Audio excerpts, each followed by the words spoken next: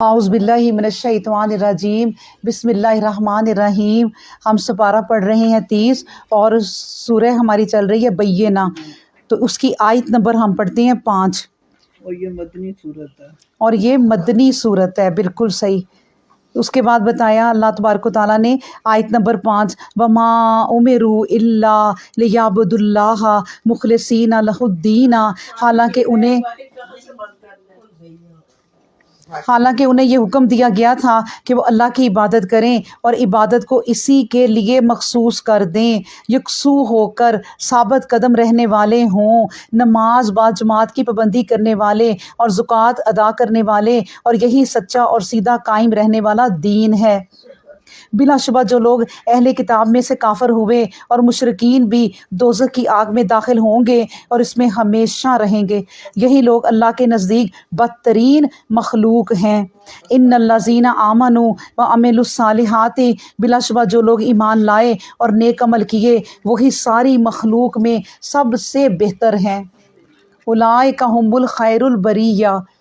और फिर अल्लाह तबारक व तआला फरमाते हैं जज़ाओहुम इंदा रब्बिहिम जन्नातु अदनिन तजरी मिन ताहतिल अनहारु खालिदीना फीहा अबदा रज़ियल्लाहु अन्हुम व रज़ू अन ज़ालिका लिमन खशिया रब्बाहु। ये हैं इनामात जो अल्लाह तबारक व तआला देगा। यानी जन्नत अदन के मुतल्लिक मैंने आपको बताया था कि एक जन्नत है, जन्नत अदन, जिसको अल्लाह ने अपने हाथों से बनाया है। एक ईंट सोने की, एक चांदी की, यकूत की, लाकूत की, जितनी अल्लाह तबारक व तआला के मोती हीरे वहाँ के हैं वो सब यूज़ किए और अपने हाथों से उन लोगों के लिए जन्नत बनाई है जो अल्लाह तबारक व तआला कहते हैं कि इस दुनिया में अमल सालिहा करते हैं। तो इसका मतलब ये भी है कि इस दुनिया में अमल सालिहा करना कोई इतना आसान ना समझें। अल्लाह ताला उनके लिए हाथों से जन्नत बनाएगा। इसका मतलब है कि ये जो कर गया काम वही कर गया और जीत गया। क्योंकि दुनिया की खराबियाँ, शैतानी वसवसे, हमारा अपना नफ्स हमारे पीछे लगा होता है, और फिर भी इन तमाम से निकल कर कोई काम ये कर गया तो अल्लाह क्या कहते हैं कि ये जन्नत अदनिन, इनका सिला इनके परवरदिगार के यहाँ हमेशा रहने के बागात हैं जिनके नीचे नहरें रवां होंगी। वो इन बागात में हमेशा हमेशा रहेंगे। अल्लाह इनसे राज़ी हुआ और वो अल्लाह से राज़ी हुए। ये इसके लिए है जो अपने परवरदिगार से डरता और इसी की रज़ा चाहता है।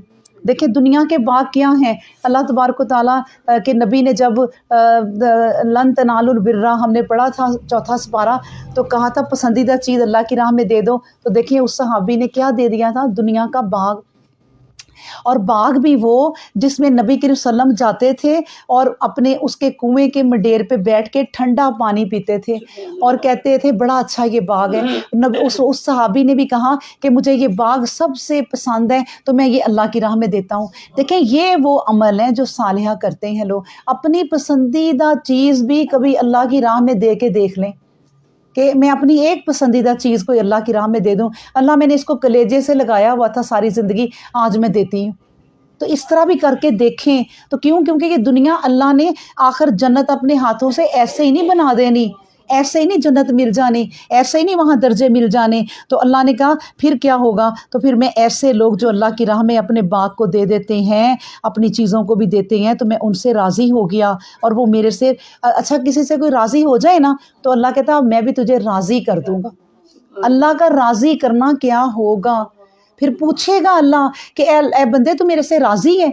जन्नतियों से जन्नती शर्मिंदा होंगे कि कहेंगे ठीक है हम राज़ी हैं। यहाँ आप किसी को होटल में खाना खिलाने के लिए ले जाए ना तो बार बार पूछें आपने खा लिया, और लेंगे, वो बेचारे कहते हैं नहीं हमने खा लिया।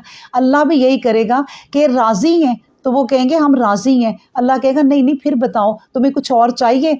वो कहेंगे अल्लाह ने नहीं हमारी जान छोड़नी। आपस में वो कहेंगे अल्लाह को हमें कुछ बताना ही पड़ेगा, अल्लाह पूछे ही जा रहे हैं तो कोई वजह ही है। तो वो कहेंगे अल्लाह तो फिर हमें आप ऐसे करें कि हमें दुनिया में वापस भेज दें, हम वहाँ जाके ऐसे और नेक काम करें तो हमें इस तरह के और अजर मिले।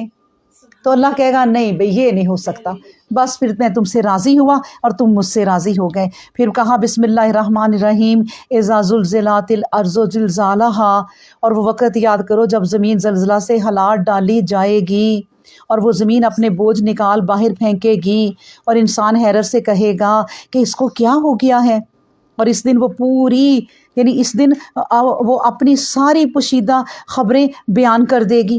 اللہ اکبر، کتنی خبریں ہیں اس دنیا کی، سوچیں کتنے لوگ دفن ہیں، کتنے محل دفن ہیں، کتنے فرعون اور قارون کے خزانے دفن ہیں، کتنی خبریں ہیں۔ اللہ نے انہیں خبریں کہہ دیا، تو وہ ساری خبریں بیان کر دے گی، اس لیے کہ تیرے رب نے اس زمین کو اس کا حکم دیا ہے۔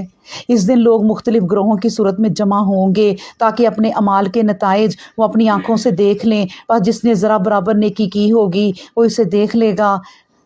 علماء کہتے ہیں، اسکالر کہتے ہیں کہ یہ جو 2 آیتیں ہیں یہ اللہ کی تمام آیتوں سے بہترین آیتیں ہیں۔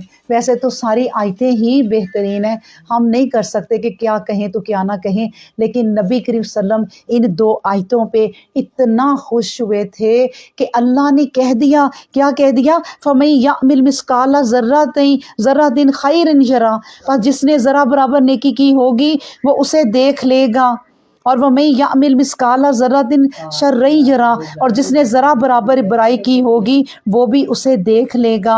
یعنی یہ ہیں وہ 2 آیتیں جو اللہ تبارک و تعالیٰ کے نبی بڑے خوش ہوئے تھے کہ اللہ ایک ذرہ کرو گے نا تم عمل تو وہ بھی اللہ دیکھ لے گا، ایک ذرہ بھی ہمارا ضائع نہیں ہوگا۔ یعنی کیا کیا اس کا اصول اللہ نے بتایا کہ اگر کوئی نیکی کرے، نیکی کرنے کا سوچے بھی تو اس کو لکھ لو، اے فرشتہ اسے لکھ لو، اور جو برائی کرنے کا سوچے اس کو نہ لکھو۔ ابھی ہم نے نیکی کرنے کا سوچا اور اللہ تبارک و تعالیٰ نے اس کا لکھ لیا، اور لکھا بھی کیا، جس نے نیکی کر ڈالی اس کے نمبر لکھ دیے زیادہ، کا کہہ دیا کہ 10 گنا بڑھا دیں، اور جس نے برائی کا بھی سوچا کہا نہ لکھنا ہی نہ، جب برائی کرے گا تو پھر 1 ہی گناہ لکھنا۔ تو یہ آیتیں اتنی اہم ہیں کہ اللہ کے نبی بڑے خوش ہوئے کہ میرے بندوں کے ذرے برابر نیکیاں بھی اللہ دیکھے گا، تو بڑے پھر ذرے اکٹھے ہو جائیں گے۔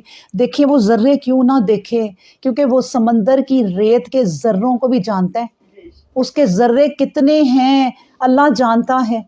اللہ تعالیٰ نے کیا کہا تھا ابراہیم علیہ السلام کو، کیونکہ بالوں کی بھی گنتی ہے نا ہماری، کہا تھا، یا پھر یہ ایک اسرائیلی کہاوت ہے کہ اے ابراہیم آپ اس کے بال جتنے آپ کے ہاتھ میں آتے ہیں نا اتنی آپ کی عمر ہو جائے گی۔ اللہ کو ان بالوں کی تعداد کا پتہ ہے کہ کتنے ہاتھ آئے ہوں گے، تو وہ ذروں کو جانتا ہے، تو ایک ایک ذرہ ہمارا لکھا ہوگا۔ پھر بتایا سورت عادیات اور مکی ہے، بسم اللہ الرحمن الرحیم، والعادیات ضبحا، قسم ہے ان گھوڑوں کے رب کی جو بھاگ کر ہانپنے لگتے ہیں، پھر قسم ہے ان گھوڑوں کے رب کی جن کی ٹاپ سے آگ نکلنے لگتی ہے، پھر صبح ہی صبح حملہ کرنے والوں کے رب کی قسم، ان گھوڑوں کے رب کی قسم جو رات کی خشکی میں گرد اڑاتے ہیں۔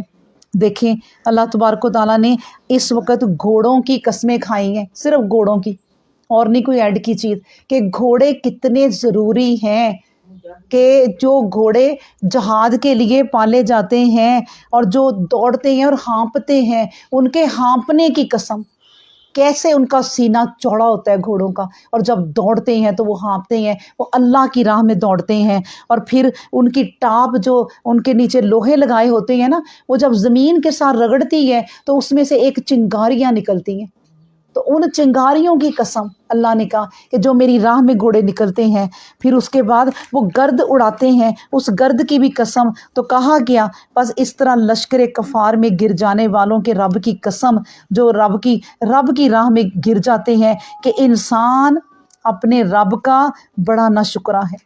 دیکھیں اتنی قسمیں کھا کے اللہ نے کیا کہا، ان الانسان لربہ لکنود، انسان اپنے رب کا بڑا ہی ناشکرا ہے، بلا شبہ وہ خود بھی اپنے قول و فعل سے شہادت دے رہا ہے یعنی اپنے آپ کے آپ کی باڈی لینگویج سے بھی، آپ کے قول و فعل سے بھی پتہ چلتا ہے کہ آپ ناشکرے ہیں۔ اللہ نے کہہ دیا کہ انسان کے چلنے پھرنے سے بھی لگتا ہے کہ وہ ناشکرا ہے۔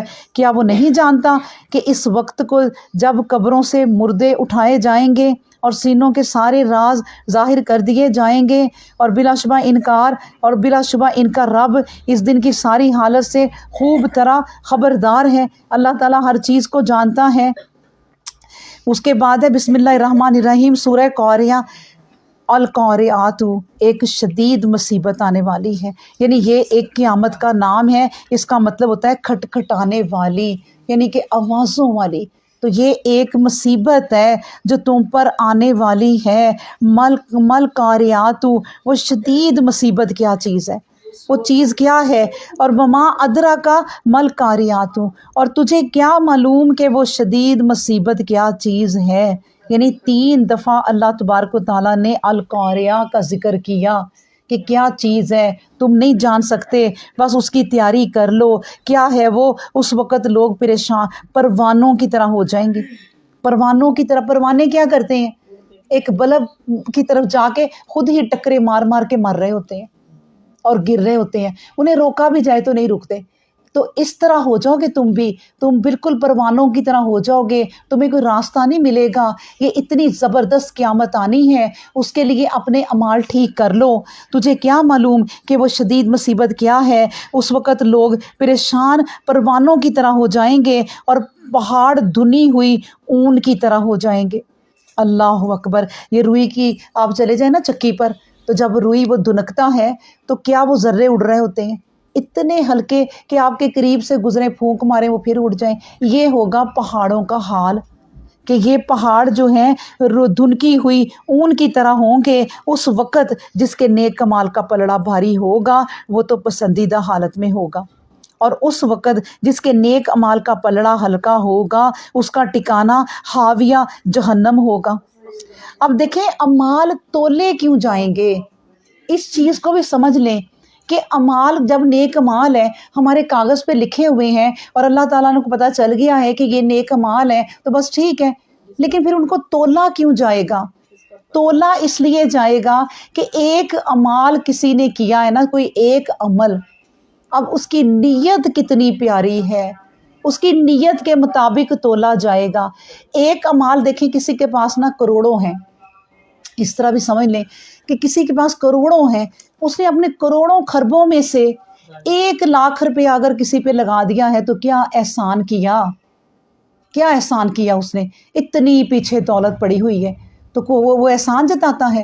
اس کی نیت کیا ہوئی؟ بس سوئی کہ چلو میں دے دیتا ہوں۔ یہ نیت تولی جائے گی، لاکھ نہیں تولا جائے گا، نیت تولی جائے گی کہ ہاں تو نے 1,00,000 دیا تھا، کیسے دیا تھا؟ تو 1 کروڑ بھی دے سکتا تھا، تیرے پاس کئی کروڑ تھے، ٹھیک ہے نا؟ پھر ایک بندہ ہے اس کے پاس صرف 10 روپے ہیں اور اس میں سے وہ 5 روپے ہی دے دے گا، اپنی آدھی کنجی دے دے گا، ٹوٹل اس کے پاس ہے تو وہ اپنی آدھی کنجی دے دے گا۔ کیا 1,00,000 بھاری ہوگا یا وہ 5 کا نوٹ بھاری ہوگا؟ اب سوچیں، یہ ہے اس لیے اعمال تولے جائیں گے، تول کے ان کا صلہ ملے گا۔ اللہ بڑا انصاف والا ہے، اللہ نے میزان رکھنا ہے، کسی کا ایک ذرہ ضائع نہیں کرنا۔ تو اس لیے دیکھیں جب نبی کریم صلی اللہ علیہ وسلم نے صحابہ سے کہا کہ لے آؤ اپنے گھروں میں جو کچھ ہے، تو ابو بکر صدیق سارا کچھ ہی لے آئے، کچھ چھوڑا ہی نہیں۔ ان کا پلہ کیا ہوگا؟ عمر فاروق رضی اللہ عنہ نے سوچا آج میں ابو بکر صدیق سے نمبر لے جاؤں گا، میں تو اپنے گھر کا آدھا سامان لے جاؤں گا، پورا آدھا کروں گا۔ وہ آگے جا کے دیکھا تو وہ پورا ہی لے آئے، اور انہوں نے کہا نہیں میں ابو بکر صدیق سے کبھی آگے نہیں بڑھ سکتا۔ پھر ابھی دل میں آ گیا تو وہ بھی واقعہ سناتی جاؤں کہ عمر فاروق رضی اللہ تعالیٰ عنہ کہتے ہیں کہ ابو بکر صدیق رضی اللہ عنہ کی تعریف کی کہ ان کے اعمال تک کوئی نہیں پہنچ سکتا۔ وہ کہتے تھے کیوں نہیں پہنچ سکتا؟ دیکھیں نا اس میں دوڑے لگائیں، وہ کہتی ہے میں ابو بکر کو چیک کروں گا یہ کرتا کیا ہے آخر. کہتے ہیں میں ایک دن ان کے پیچھے گیا تو ایک نا چلتے چلتے چلتے نا ان کا چلنا پھرنا کوئی فالتو نہیں ہوتا تھا ہماری طرح کہ ایویں بازاروں میں چکر لگاؤ اور آ جاؤ شاپنگ کی نہیں ہے. وہ مقصد کے لیے نکلتے تھے وہ لوگ. تو وہ چلتے پھرتے گئے ہیں ایک گھر میں اور پردہ اٹھا کے اندر چلے گئے ہیں. گھنٹے بعد واپس نکلے ہیں اور چلے گئے ہیں. عمر فاروق نے کہا میں دیکھتا ہوں یہ کرتے کیا ہیں. اندر گئے تو ایک اندھی بڑھیا بیٹھی ہوئی تھی اور وہ اندھی ہے اور ابو بکر صدیق نے ان کی صفائی کی، ان کے لیے کھانا بنایا، ان کا کوئی کپڑا کوئی چیز کوئی سب کچھ دھیان سے رکھی، ان کے سامنے طے لگا کے جیسے بھی رکھی. ان کو پتہ ہے میری چیزیں کہاں کہاں ہیں، روزانہ جہاں رکھتے تھے. تو سارا کام ان کا، اور اس وقت وہ کیا تھے، وقت کے خلیفہ تھے اور وہ کام کر کے جا رہے ہیں. پھر جب وہ اندر گئے تو بڑھیا کا یہ دیکھ کے کہ اے بڑھیا یہ ابھی ابھی جو بندہ آیا تھا کیا آپ اسے جانتی ہو؟ کہتی نہیں میں جانتی تو نہیں ہوں لیکن روزانہ آتا ہے 1 گھنٹہ لگا کے میرا کام کر کے جاتا ہے. پھر وہ اپنا ماتھا پیٹنے لگے کہ میں نہیں ابو بکر صدیق کے ساتھ پہنچ سکتا. سبحان اللہ. اور ایک اور بات ذہن میں آ گئی کہ ابو بکر صدیق رضی اللہ عنہ نے پوچھا کہ نبی کریم صلی اللہ علیہ وسلم اتنے پیارے جنت کے دروازے، کوئی ایسا بھی ہوگا جو سارے دروازوں سے گزرے؟ نہیں مطلب کہ سارے دروازوں سے اسے ندا آ رہی ہو کہ آپ نے ادھر سے گزرنا ہے، وہ کہ ادھر سے گزرنا ہے، وہ کہ ادھر سے گزرنا ہے. تو ابو بکر نبی کریم صلی اللہ علیہ وسلم نے کہا آپ انہی میں ہوں گے، آپ سارے دروازوں میں سے آپ کو صدا آئے گی کیونکہ آپ نے اتنی نیکیاں کی ہیں. سبحان اللہ. اس کے بعد ہے بسم اللہ الرحمن الرحیم، سورت ہم پڑھتے ہیں عادیات والعادیات ضبحا. قسم ہے یہ ہم نے اتنی پڑھ لی ہے. اس کی آخری آیت ہم پڑھتے ہیں بس کہ آیت نمبر 8 سے پڑھ دیتی ہوں. اور بلا شبہ وہ مال کی محبت میں بڑا ہی سخت ہے. کیا وہ نہیں جانتا اس وقت جب قبروں سے مردے اٹھائے جائیں گے اور سینوں کے سارے راز ظاہر کر دیے جائیں گے. اب سینوں کے راز بھی دیکھیں ظاہر ہو جائیں گے. اچھا جی سوری مجھے آگے تک جانا ہے. ٹھیک ہے میں پڑھ رہی تھی کہ پلڑا بالکل تولا جائے گا مال، ہم یہ پڑھ رہے تھے. اور اس وقت جس کے نیک مال کا پلڑا ہلکا ہوگا اس کا ٹھکانہ حاویہ جہنم ہوگا. اور تجھے کیا معلوم کہ وہ حاویہ کیا ہے؟ وہ دہکتی ہوئی آگ ہی تو ہے. اللہ اکبر. پھر فرمایا سورہ تکاثر، بسم اللہ الرحمن الرحیم. الہاکم التکاثر، اے لوگو تم کو کثرت مال کی طلب نے غفلت میں ڈال دیا. حتیٰ زرتم المقابر، یہاں تک کہ تم قبروں میں پہنچ گئے. کلا سوف تعلمون، ہرگز نہیں عن قریب اب تم جان لو گے. ثم کلا سوف تعلمون، پھر ہرگز نہیں عن قریب تم جان لو گے. ہرگز نہیں، کاش کہ تم یقینی علم رکھتے. تم اس حرص سے دنیا کو دوزخ کی صورت میں دیکھ لو گے، پھر اس کے بعد تم اسے یقین کی آنکھ سے بھی آخرت میں دیکھ لو گے. پھر یاد رکھو تم اس روز ہر نعمت کے متعلق سوال کیے جاؤ گے، ہر نعمت کے متعلق. یہاں تک کہ میں نے آپ کو بتایا تھا کہ نبی کریم صلی اللہ علیہ وسلم بیٹھے صرف کھجور اور ٹھنڈا پانی پی رہے تھے تو کہا اس کا بھی حساب ہوگا. پھر عمر فاروق رضی اللہ عنہ ہی بولے کہ نبی کریم صلی اللہ علیہ وسلم اس کا بھی حساب ہوگا.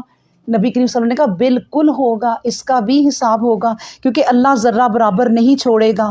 تو بات یہ ہے کہ اللہ تبارک و تعالیٰ فرما رہے ہیں کہ اس وقت تم یقین کی آنکھ سے دیکھ لو گے.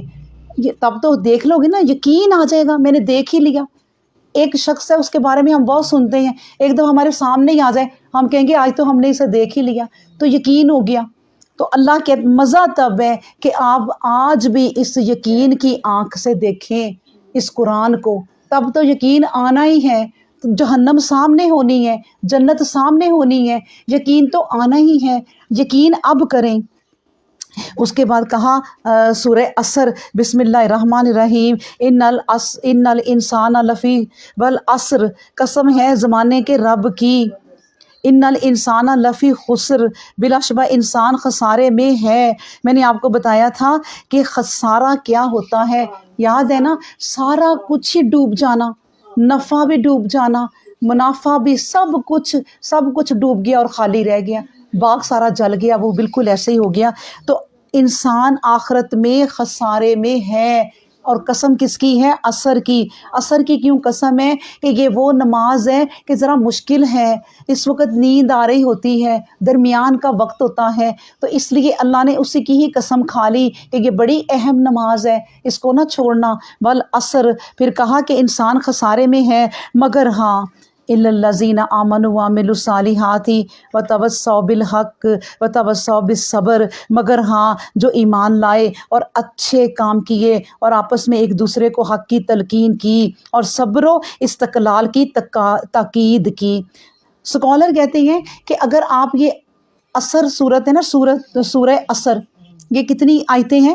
3 آیتیں ہیں۔ ان 3 آیتوں کو پکڑ لیں اور سوچیں کہ میں نے اس پہ عمل کرنا ہے، آپ پورے قرآن کی طرح ہو جائیں گے کہ اللہ نے اس میں نچوڑ بیان کر دیا کہ آپ کو اپنی زندگی بدلنی ہے تو ان 3 آیتوں کو ہی پکڑ لیں تو آپ کی زندگی بدل جائے گی۔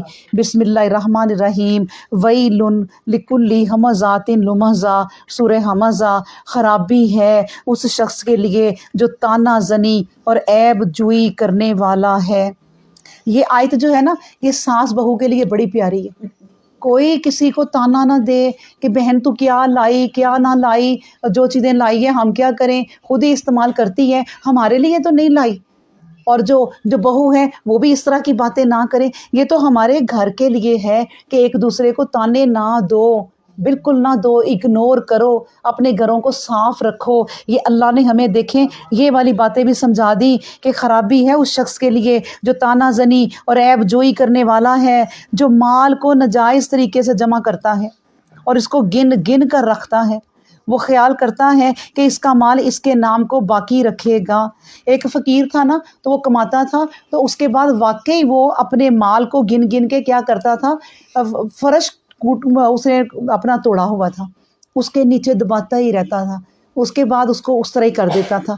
کہتے ہیں کہ جب پولیس نے اس کے گھر کو دیکھا کبھی کہ وہ مر گیا، تو اتنا پیسہ نکلا کہ پھر انہوں نے وہ پیسہ یتیموں مسکینوں کے لیے پہنچا دیا۔ یعنی ایسا فقیر تو جو ہے نا، ان کو تو کیا ہوتا ہے، یہ اتنے بیوقوف لوگ ہوتے ہیں، ان کی عقلیں ماری جاتی ہیں۔ وہ صبح سے شام تک کماتے ہیں اور رکھ دیتے ہیں، اور اللہ نے کہا کہ ان کو تو ڈبل سزائیں ہونی ہیں، ان کی سیدھی طرف بھی الٹی طرف بھی، کیونکہ یہ لوگ اپنے آپ کو بگاڑتے رہے تو میں بھی اب انہیں بگاڑوں گا۔ تو ایسا شخص جو مال گن گن کے رکھتا رہتا ہے، وہ خیال کرتا ہے کہ اس کا مال اس کے نام کو باقی رکھے گا، ہرگز نہیں، وہ یقیناً اپنے مال سمیت حطمہ میں پھینک دیا جائے گا۔ اب دیکھیں اس کے لیے ایک وادی بنا دی ہے حطمہ، یہ بھی دوزخ کی وادی ہے جی، حطمہ بنا دی گئی ہے، اور وہ دوزخ کی وادی ہے۔ اچھا پھر اللہ تبارک، میں کیا کہنا چاہ رہی تھی کہ اب میرے پاس ذہن سے نکل گئی۔ اچھا، ہرگز نہیں، وہ یقیناً اپنے مال سمیت حطمہ میں پھینک دیا جائے گا، اور تجھے کیا معلوم کہ وہ حطمہ کیا شے ہے؟ وہ حطمہ اللہ کی خوب بڑکائی ہوئی آگ ہے جو دلوں کی تہ تک پہنچ جائے گی۔ بلا شبہ آگ میں بند کر دیے جائیں گے، وہ لوگ اس آگ میں لمبے لمبے ستونوں میں بندھے ہوئے ہوں گے۔ اللہ اکبر!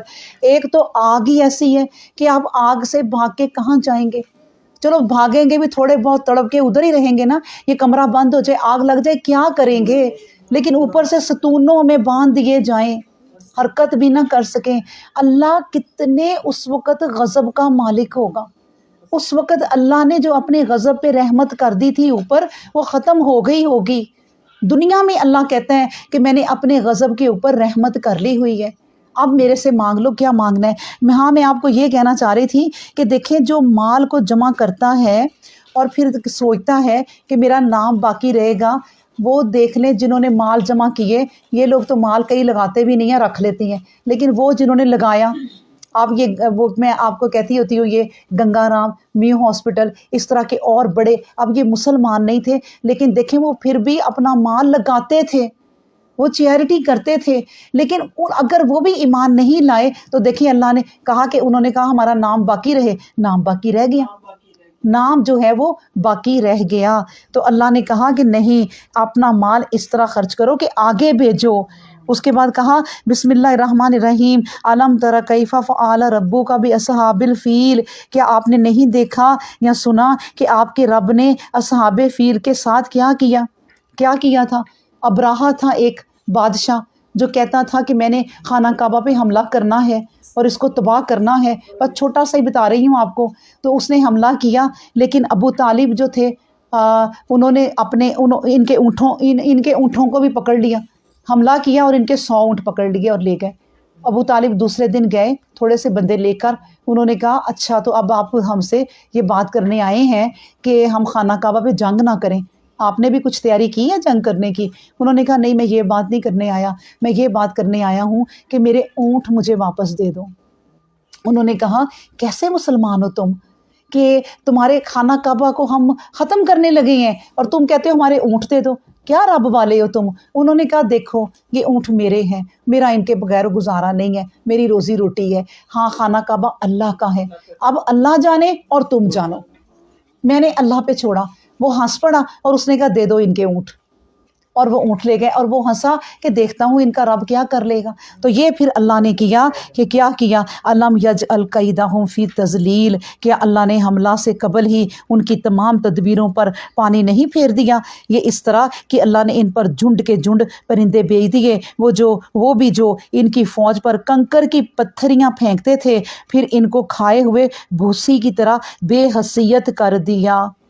اب سوچیں کہ اللہ تبارک و تعالیٰ کے پاس اوپر کس کیمیکل والے پتھر ہیں، کس گندک والے پتھر ہیں، وہ ہم پر تو کبھی برساتا ہی نہیں ہے، ہم پر تو تھوڑے سے اولے برسیں تو ہم ڈر جاتے ہیں، کس سپیڈ سے برسے بارش ہم ڈر جاتے ہیں۔ اللہ کے پاس کیا کیا اوپر ان آسمانوں میں عذاب پڑے ہوئے ہیں، آسمانوں میں بھی اور زمین میں بھی۔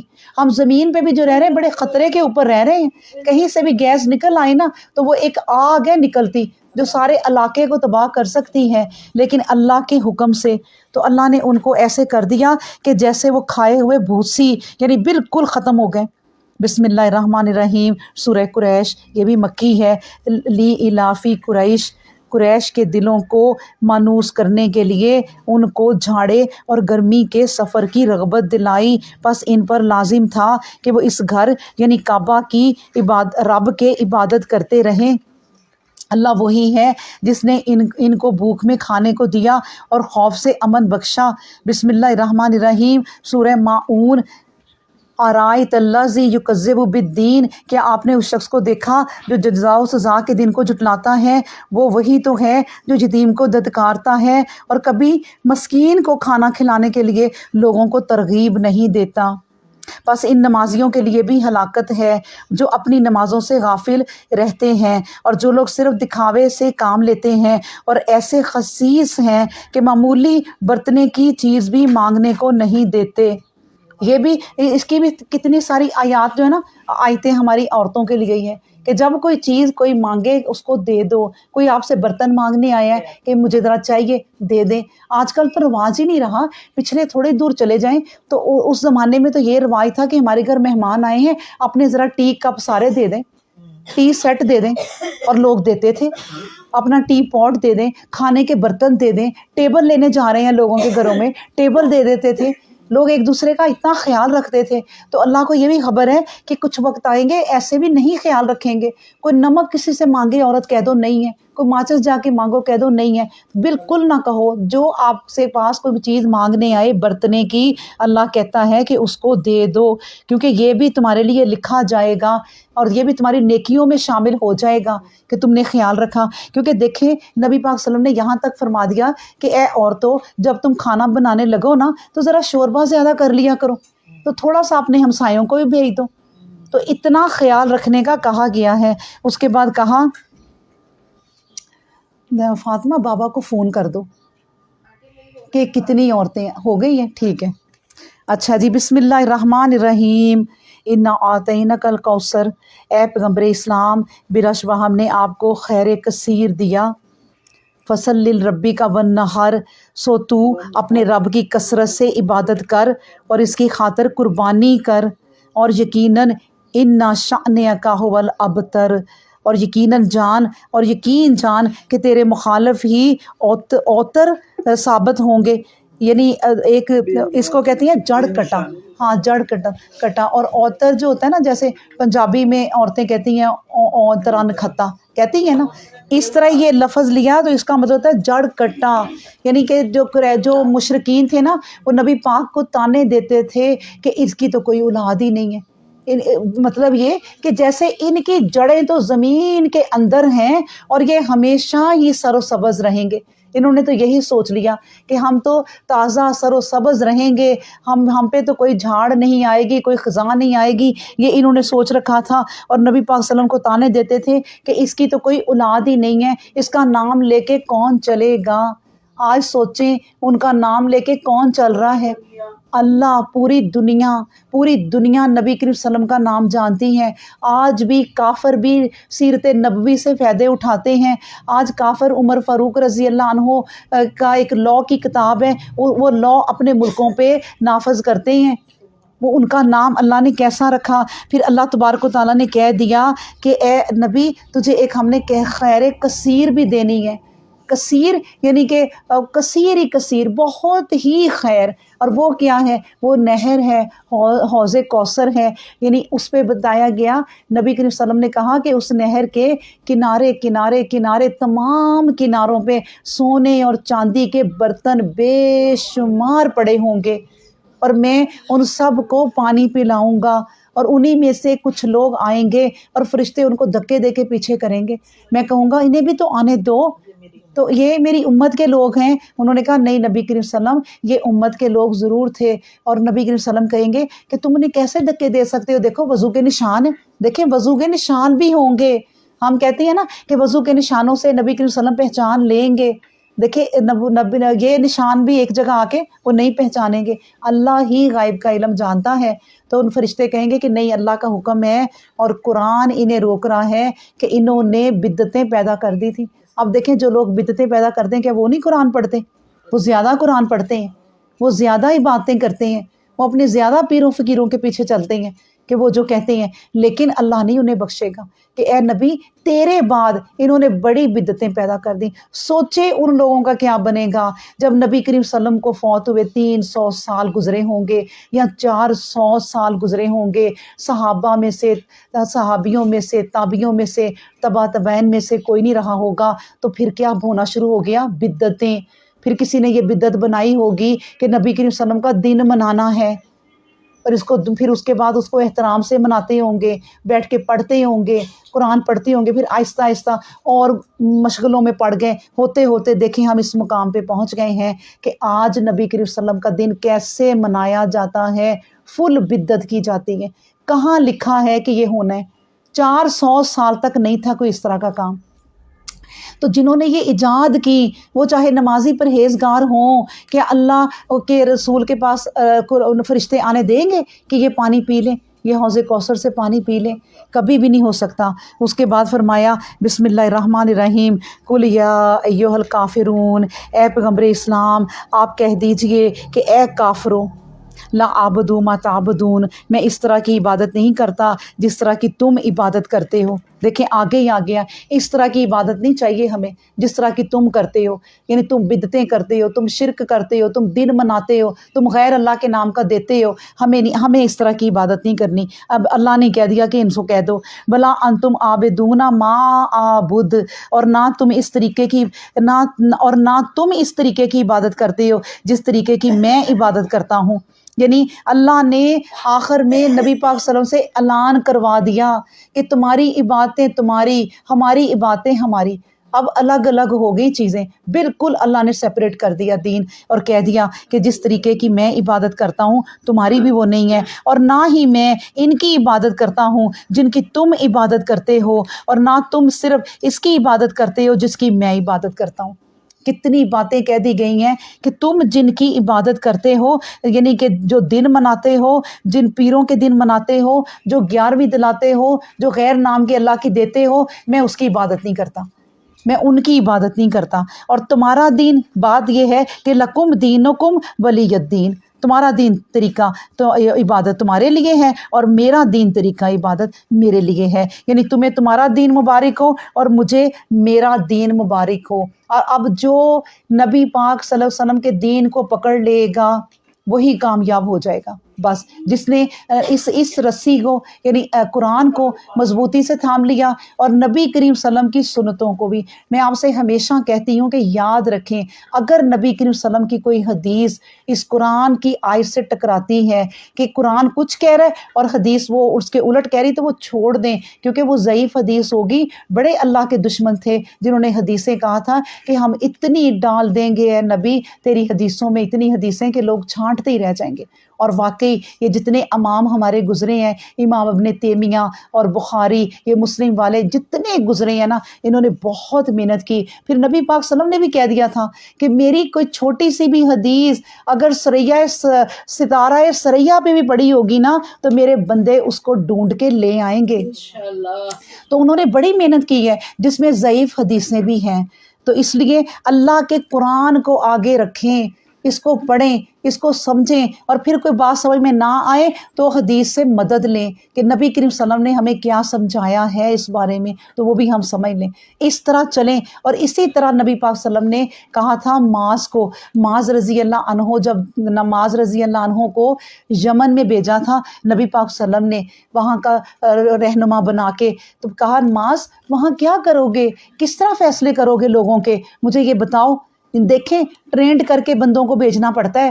ہمارے ہاں یہ جتنے بھی ہمارے کونسلر ہیں یا جو بھی ہمارے علاقے کے ہوتے ہیں ان کو کیا ٹرینڈ کر کے بھیجتے ہیں کہ دیکھنا لوگوں کے کیا پرابلم ہے کہتے ہیں دیکھنا کن کن گھروں میں جو ہے بدتیں ہو رہی ہیں دیکھنا کیا لوگوں کے مشکلیں ہیں یہ دیکھنا لوگوں کی ہابی کیا ہے دیکھنا یہ کس طرح اپنے گھروں سے نکلتے کو کرتا ہے اس طرح کوئی بھی نہیں.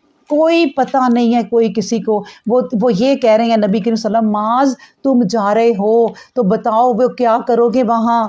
تو انہوں نے کہا کہ نبی کریم صلی اللہ علیہ وسلم میں جب لوگوں کے فیصلے کروں گا تو پھر میں قرآن کو دیکھوں گا. نبی کریم صلی اللہ علیہ وسلم نے کہا اگر وہ فیصلہ تمہیں قرآن میں نہ ملے کئی دفعہ ہوتا ہے کہ ہمیں زندگی میں نہیں پتہ چلتا نہ ملے اس کو ٹٹول ڈالو پھر کیا کرو گے. تو انہوں نے کہا نبی کریم صلی اللہ علیہ وسلم پھر میں آپ